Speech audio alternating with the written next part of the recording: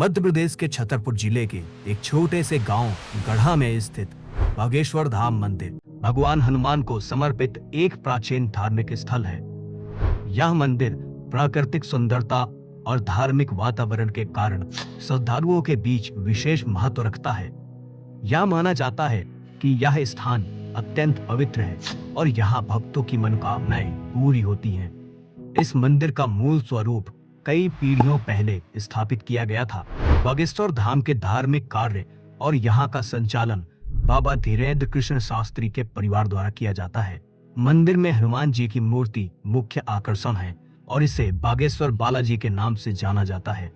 यह स्थल विशेष रूप से दिव्य दरबार के आयोजन के लिए प्रसिद्ध है, जहां बाबा धीरेन्द्र कृष्ण शास्त्री लोगों की समस्याओं का समाधान करते हैं।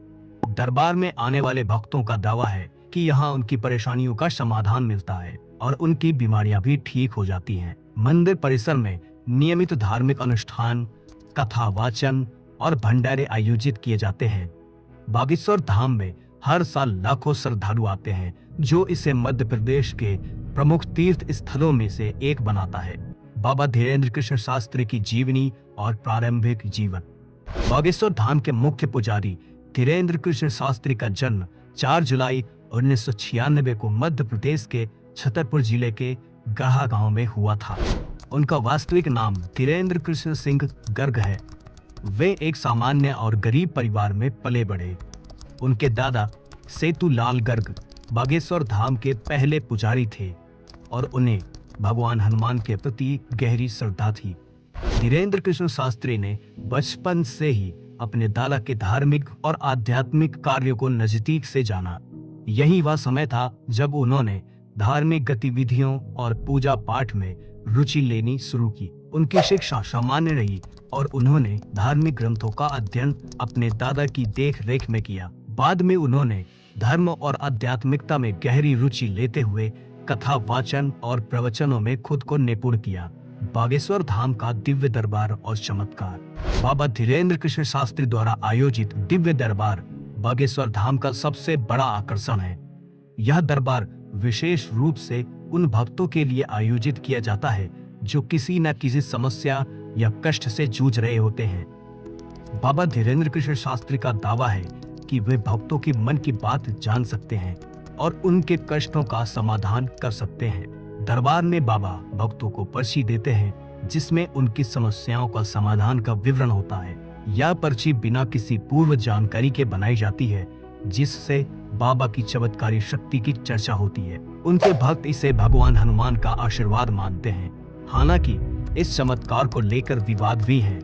कई लोग इसे अंधविश्वास और धोखा बताते हैं, जबकि बाबा के समर्थकों का कहना है कि यह उनकी आध्यात्मिक शक्ति का प्रमाण है।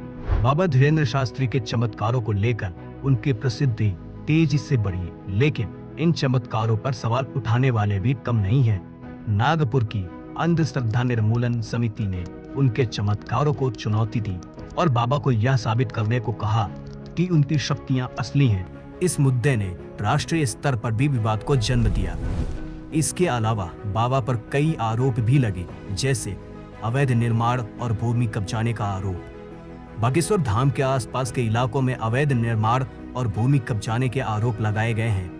स्थानीय प्रशासन ने कई बार इस मामले की जांच की है। बीमारियों के इलाज के झूठे दावे। बाबा के दरबार में बीमार लोगों को ठीक करने के दावों पर भी सवाल उठे हैं। कुछ मामलों में समय पर चिकित्सा न मिलने के कारण मरीजों की हालत बिगड़ने की खबरें आई हैं। अंधविश्वास को बढ़ावा देने का आरोप। कई लोग बाबा के चमत्कारों को अंधविश्वास मानते हैं। उनका कहना है कि बाबा धीरेन्द्र शास्त्री लोगों की भावनाओं का लाभ उठाकर उन्हें गुमराह कर रहे हैं। बाबा का सामाजिक और राजनीतिक प्रभाव। बाबा धीरेन्द्र कृष्ण शास्त्री का प्रभाव केवल धार्मिक नहीं है, बल्कि यह सामाजिक और राजनीतिक क्षेत्र में भी महसूस किया जा सकता है। कई राजनेता और उच्च पदस्थ अधिकारी उनके दरबार में उपस्थित होते हैं। इससे उनकी लोकप्रियता और शक्ति का अंदाजा लगाया जा सकता है। उनके समर्थन में कई बड़े नेताओं ने भी बयान दिए हैं, जिससे उनके समर्थकों का मनोबल और बढ़ा है। राजनीतिक समर्थन ने बाबा के प्रति विवादों को और भी अधिक बढ़ाया है। बागेश्वर धाम के अनुयायियों की आस्था। बाबा धीरेन्द्र शास्त्री के अनुयायी उन्हें हनुमान जी का सच्चा भक्त और दिव्य शक्तियों का धारक मानते हैं। उनके भक्तों का कहना है कि बाबा की कृपा से उनकी समस्याएं हल हुई हैं। भक्त यह भी दावा करते हैं कि बाबा की शक्तियां किसी चमत्कार से कम नहीं हैं। आलोचनाएं और चुनौतियां। बाबा धीरेन्द्र शास्त्री को न केवल आरोपों और विवादों का सामना करना पड़ा है, बल्कि कई बार उन्हें सार्वजनिक चुनौतियां भी दी गई हैं। नागपुर की अंधश्रद्धा निर्मूलन समिति के संस्थापक श्याम मानव ने बाबा को चुनौती दी थी कि वे अपने चमत्कारों को वैज्ञानिक तरीके से साबित करें। हालांकि बाबा ने इन आरोपों और चुनौतियों को खारिज कर दिया और इसे उनकी लोकप्रियता को बदनाम करने की साजिश बताया। बाबा धीरेन्द्र कृष्ण शास्त्री और बागेश्वर धाम की कहानी भारत में धर्म, आस्था और अंधविश्वास के बीच जटिल संबंधों को उजागर करती है।